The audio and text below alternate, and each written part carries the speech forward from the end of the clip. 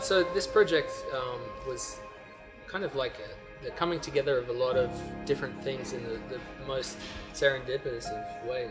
And it just so happened that MOFO decided to move to Launceston. We wanted to work with the architecture school in creating some sort of infrastructure which could continue throughout the year. You know, we want to debut it in MONA FOMA, the festival, but we're interested in having a year-round presence. We thought, well, maybe some sort of performance space / recording studio. So we worked it down to this idea of a booth, this kind of provocation of a booth in the city, and how that performance and recording could operate in public. So we're designing a booth. Excellent. Yeah, well, so pretty much we went to the sites yesterday and then did our analysis. Yeah, we looked at all the different sites to try and generate an idea of a booth that could go anywhere. Coming from, I think, an initial project, which is, you know, how could the University of Tasmania potentially work with MONA FOMA to this situation where we've got Monash University, we've got UTAS, we've got MONA FOMA, we've got Toby Gifford, we've got sound specialists and architectural specialists.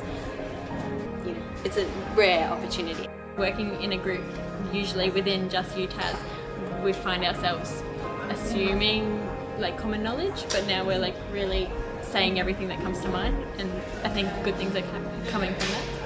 Wanting to work in collaboration with UTAS on a project like this allowed us to engage locally, which is really important to us, but also to start to solve some of our other questions, which is where are the performances going to take place. Yesterday we tested a lot of different performances by our MOFO artists here in Launceston that we've worked with before, and the students were able to witness what these performances and the sounds were like in different urban environments, and I think that's inspired them to really consider the spaces and the site-specific nature of what this project might look like in its final form. It was great watching the reactions of the MOFO producers.